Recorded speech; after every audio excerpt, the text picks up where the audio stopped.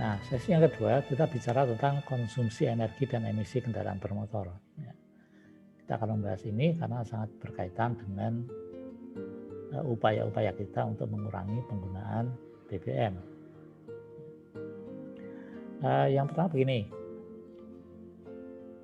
pada proses untuk memperoleh daya dari kendaraan bermotor itu selalu menggunakan BBM, ini ya, menggunakan BBM. Nah, bahan bakar minyak ini itu mengandung unsur yang utama itu adalah karbon, hidrogen, oksigen, sulfur atau belerang, dan plumbum atau timbal. Nah, timbal ini biasanya digunakan untuk menaikkan oktan, gitu ya. Tetapi nanti PP ini adalah substansi yang sangat beracun karena menyebabkan kanker. Nah, BBM itu akan dibakar dengan menggunakan dibakar di ruang bakar dan suplai udara. Jadi kita semua tahu bahwa persyaratan bahan bakar pembakaran itu bisa terjadi itu asal ada 3 syarat. Syaratnya 3.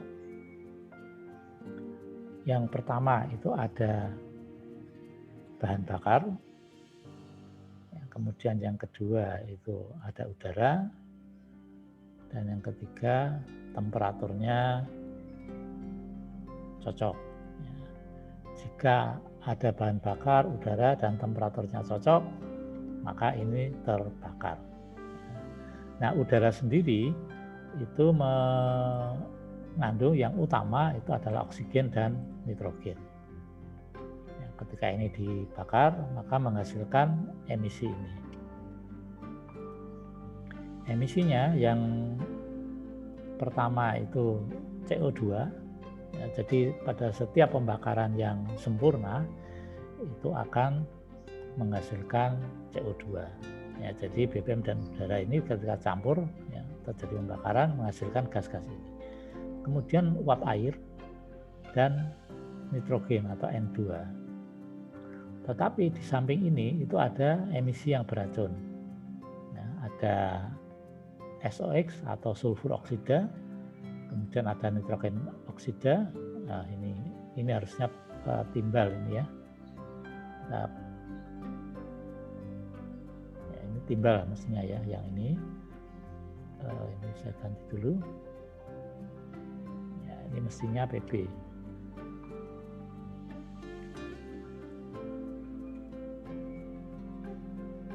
Ya, jadi bukan SOx tapi timbal.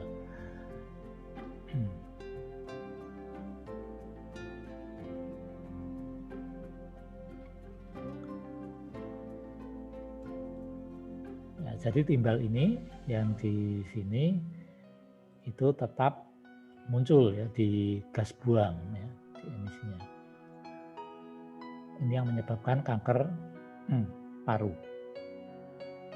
dan kanker kulit. Kemudian ada CO. CO ini termasuk gas beracun ya, yang bisa menyebabkan kematian jika jumlahnya cukup besar masuk ke dalam paru-paru. Nah, kenapa bisa menyebabkan kematian? Sebenarnya prosesnya itu adalah CO ini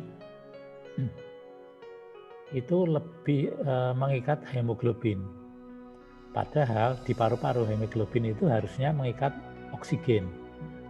Tapi karena diikat CO2 maka tidak bisa mengikat oksigen. Sehingga badan kemudian kekurangan oksigen. Nah, ini yang biasanya menyebabkan kematian. Nah, yang berbahaya adalah CO ini itu tidak berbau dan tidak berasa. Ya, sehingga orang bisa mendadak mati di dalam mobil. Nah, dari hasil pembakaran itu nanti kita akan mendapatkan daya. Ini daya yang kita pakai untuk bergerak. Kita pakai untuk bergerak, untuk menyalakan lampu. Kemudian kalau di mobil dipakai juga untuk mendinginkan kabin, pakai AC untuk musik dan sebagainya. Nah, selain daya itu juga dihasilkan panas. Jadi sesuai prinsipnya Carnot itu bahwa setiap sistem itu selalu menghasilkan panas.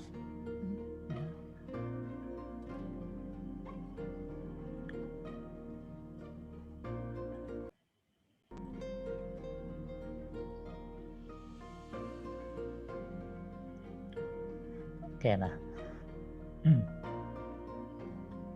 ini adalah proses yang terjadi di engine, ya, di engine. Nah, pengaturan pembakaran di engine itu sebenarnya kompromi, ya, kompromi. Sebenarnya kompromi. Jadi pengaturan engine itu selalu berada di sini. Ya, ini merupakan kompromi, ya. Menghitung nilai lambda. Nah, lambda itu adalah perbandingan antara udara sebenarnya yang masuk ke dalam ruang bakar, dalam silinder, dibanding dengan massa udara stoikiometri. Jadi udara stoikiometri itu artinya adalah pembakaran yang sempurna. Pembakaran sempurna itu berarti jumlah bahan bakar dengan jumlah udara cocok, pas persis. Nah, kalau pas persis, maka kita akan mendapatkan ini saja, ya. Kalau pas persis hanya mendapatkan ini saja. Tapi karena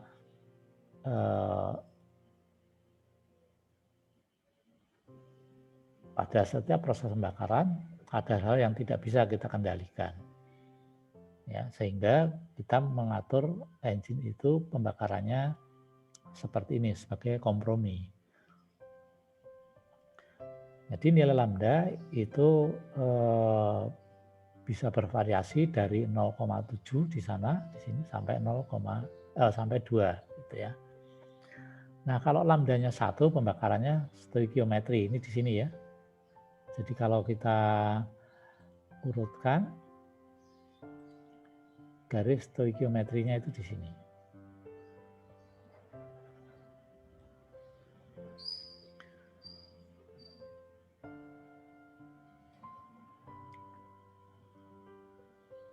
Ya, itu adalah pas gitu ya. Nah, kalau pembakarannya, kalau lambdanya itu lebih dari 1, itu menunjukkan bahwa jumlah udara yang dibutuhkan itu lebih.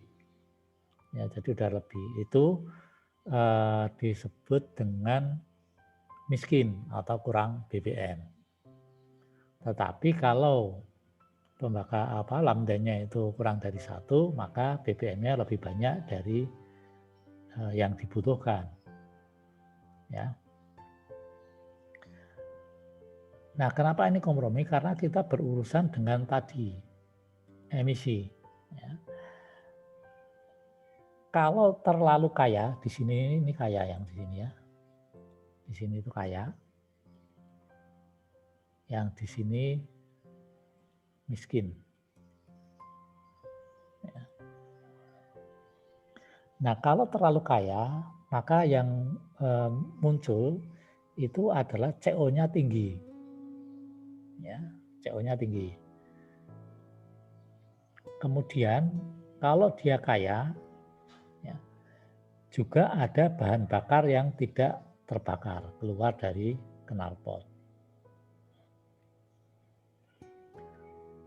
Mumet ya. Nah, nitrogen oksidanya rendah ini ya. Kalau kaya karena jumlah udaranya sedikit. Ya. nitrogen itu kan paling banyak berada di udara, ya, sehingga ini kecil jumlah udaranya. Nah, untuk mengurangi CO dan HC, itu biasanya kita menambahkan udara. Ya, jadi ini kalau kita lihat kurvanya, kalau udaranya ditambahkan, maka CO-nya berkurang, bahan bakar yang tidak terbakar juga keluar, tetapi NOx-nya muncul. Ya. NOx juga termasuk tadi gas beracun, ya, nah, tinggi. Nah, sehingga kemudian kita membuat kompromi di sini, membuat kompromi supaya semuanya rendah, gitu ya. Karena tidak mungkin kita membuat CO rendah, NOx rendah, tidak bisa, ya, sehingga kita punya kompromi di daerah ini. Nah, kita mengatur lambda itu antara 0,99 sampai 1. Ya, bahan bakarnya agak dibanyakin gitu ya, supaya NOx-nya rendah. Tapi CO-nya juga tetap rendah. Ya, kemudian bahan bakar yang keluar dari knalpot itu juga rendah. Ya, dari hasil penelitian itu bahan bakar yang keluar dari knalpot yang tidak terbakar itu sekitar 2%. Dan itu nggak bisa dihindari ya kalau dari kurva ini. Gitu.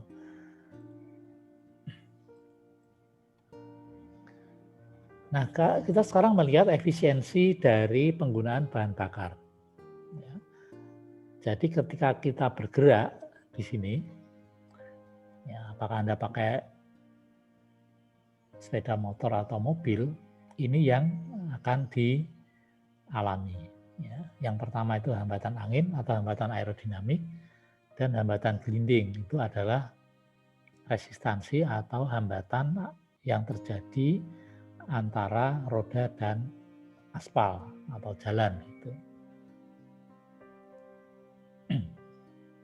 Nah, sekarang kita lihat bahan bakar dari 100% bahan bakar ketika dibakar di dalam engine, ya, ketika kita jalan ya di jalan raya itu ada 17%. Ini 17% itu karena idle. Idle itu gini. Idle itu kita berhenti, tetapi mesinnya tetap hidup. Contohnya, kita berada di lampu bangjo. Ya, ketika lampu merah, maka kita berhenti, padahal engine itu tetap menyala. Ya, jadi di jalan dalam kota itu sekitar 17% bensin itu hilang. Hanya karena kita berhenti. Ya, bisa karena macet, bisa karena lampu bangjo. Kalau macetnya parah, maka idle ini menjadi makin besar. Kemudian untuk aksesoris, ya, sebesar 2%, ini ada lampu, ada player, ya, kemudian AC, ini 2% ya. Dari 100% ini 2% dipakai untuk aksesoris.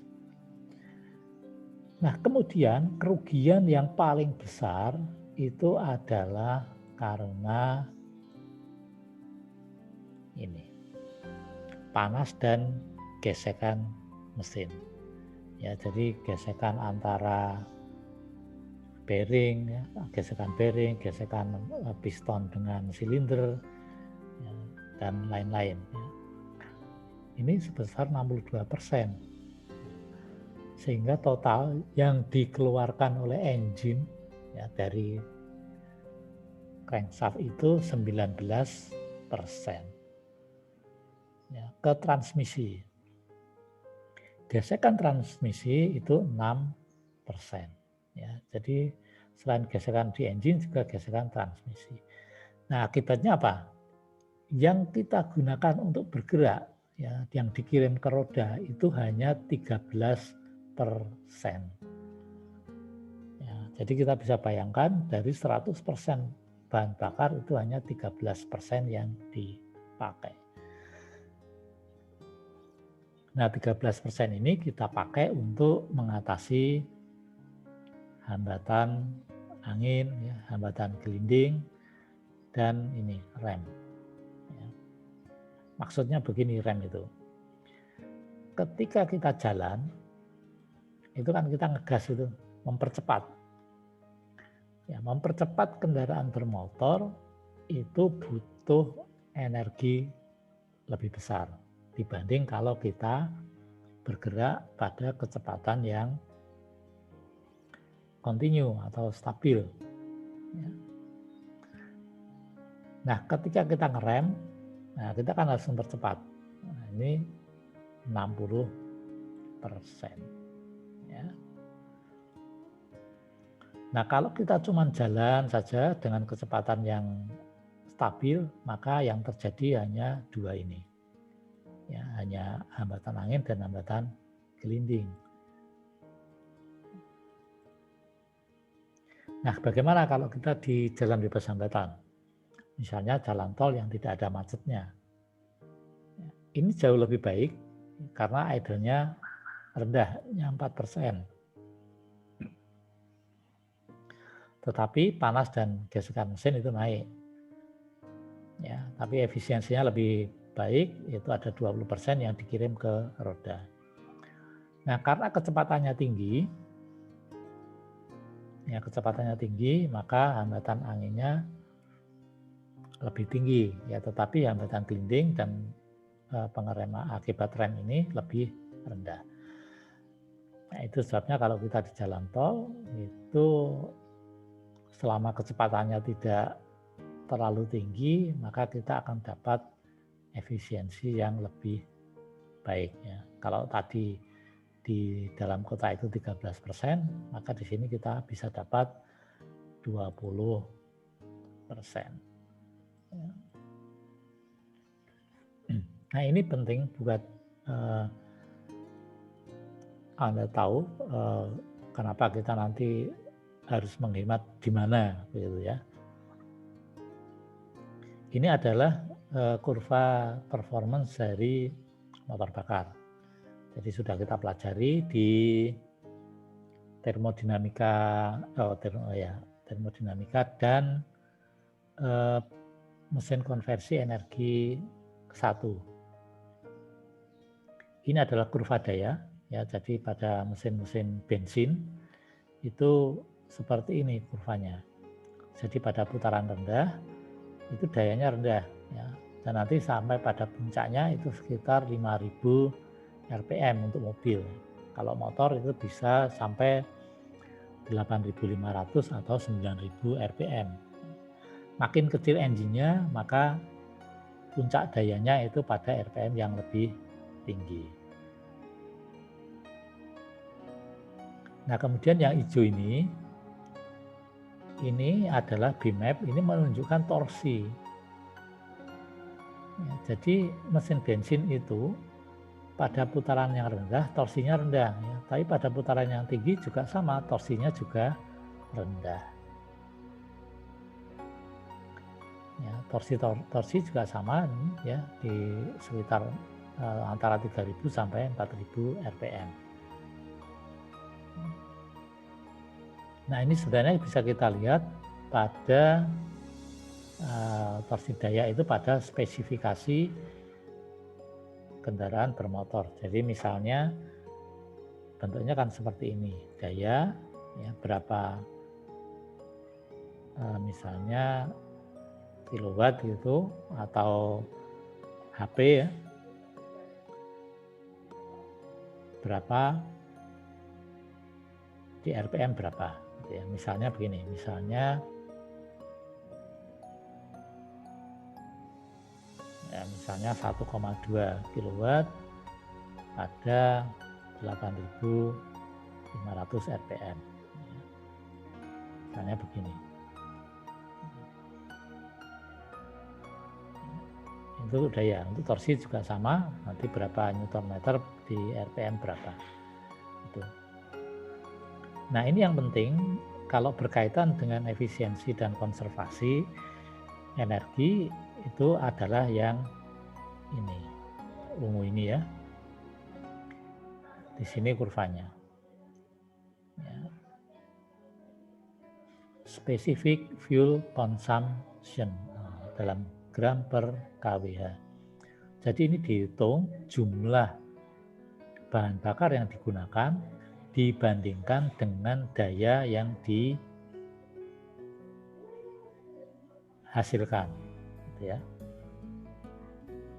Nah, pada mobil-mobil bensin, ya mobil bensin itu penggunaan konsumsi energi atau penggunaan energi yang paling hemat itu ada di sini. Nah, ini ya, ada di daerah ini. Antara 2000 sampai 3000 rpm. Ya, ada di daerah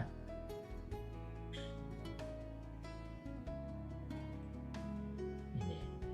Ya, ini yang paling hemat. Nanti kalau rpm-nya dinaikkan, maka bahan bakarnya juga makan bertambah. Nah, gimana dengan diesel? Diesel itu punya karakteristik yang berbeda. Ya, jadi pada mesin-mesin diesel, kurva performanya yang ini,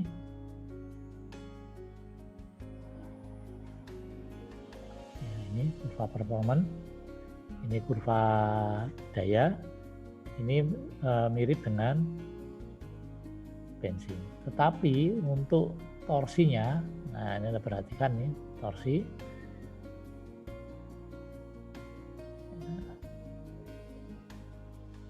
Untuk torsi.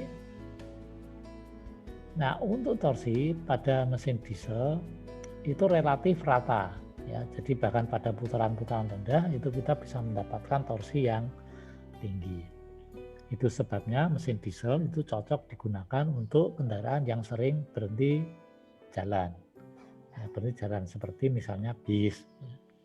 Kemudian truk yang pada putaran-putaran rendah itu perlu torsi yang besar. Nah, kalau kita lihat hubungannya dengan efisiensi dan konservasi, maka kita akan dapat bahwa efisiensi yang paling baik gitu ya di bahan bakar ini itu antara 1500 sampai 2000 rpm. Jadi intinya begini sebenarnya. Kalau kita mau menghemat ya, pada mesin bensin ya, pada mobil ini itu kita mesti harus menjaga supaya dimanapun ya, itu menjaga supaya RPM-nya itu berada di antara 2000 sampai 3000 rpm. Karena setelah lewat itu maka akan naik tinggi.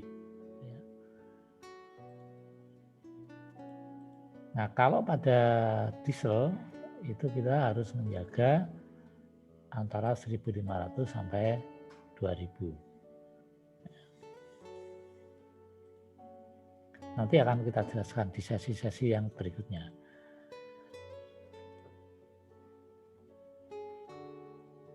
Nah, sekarang ini kita lihat ini hasil pengukuran dari mobil. Ini dulu yang diukur adalah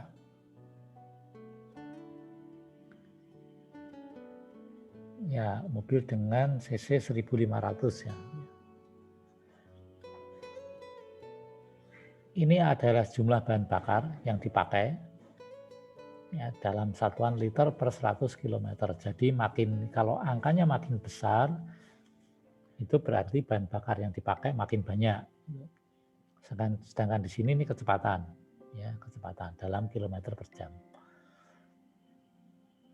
Nah, kita lihat pada gigi 1 ya, pada gigi 1. Kalau kecepatannya rendah, konsumsi bahan bakarnya itu juga tinggi. Nah, ketika kita menambahkan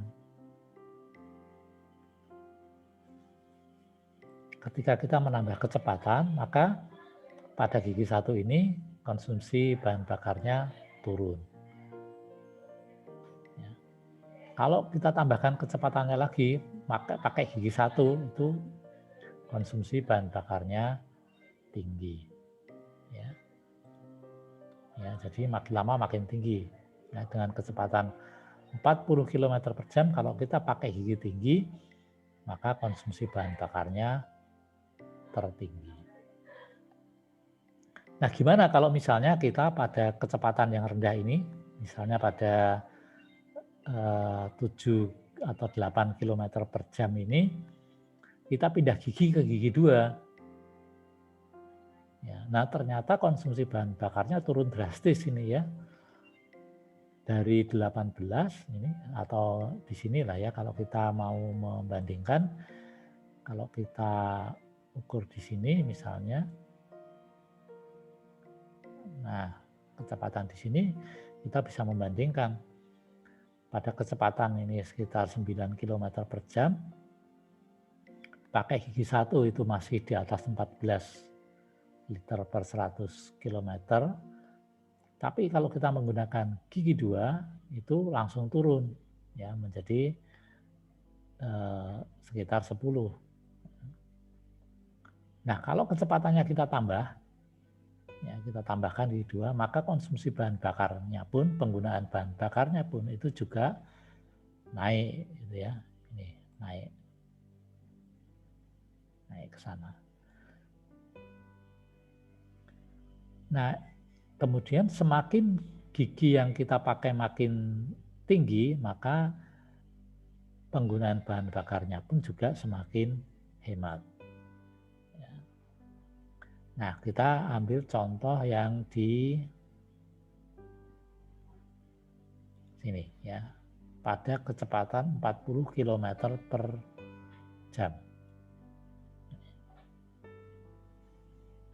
Kalau 40 km per jam, kita pakai gigi 1, ya, bisa dibayangkan ini ya, penggunaan bahan bakarnya paling tinggi. Kalau kita pakai gigi 2, ini sekitar 11. Kalau kita pakai gigi 3, itu sekitar 9. Kalau kita pakai gigi 4 itu sekitar 7. Kalau kita pakai gigi 5 itu 6. Ya. Jadi sebenarnya pada intinya semakin tinggi gigi yang kita pakai, maka akan semakin hemat. Ya. Kenapa kita bicara soal transmisi yang manual? Karena ini yang paling mudah dimanipulasi untuk menghemat bahan bakar. Paling sulit itu adalah CVT. Ya. Kalau Matic masih memungkinkan, ya. Nah, tetapi kalau yang CVT sulit sekali. Memang nyaman, enak ya, untuk memakai transmisi CVT, tapi bahan bakarnya sulit untuk dikendalikan. Tapi kita bisa melihat di sini, secara umum konsumsi bahan bakar itu akan makin turun kalau kecepatannya bertambah. Ya, jadi kalau kita mau melihat ya, pada kecepatan berapa sih yang paling rendah secara umum, paling rendah di sini. Ya. Di daerah ini. Jadi manipulasinya secara normal seperti ini. Ya. Tapi kalau kita jalan di dalam kota, ya konsekuensinya kira-kira di sini. Ya. Makin macet, maka ini juga makin tinggi konsumsi bahan bakarnya.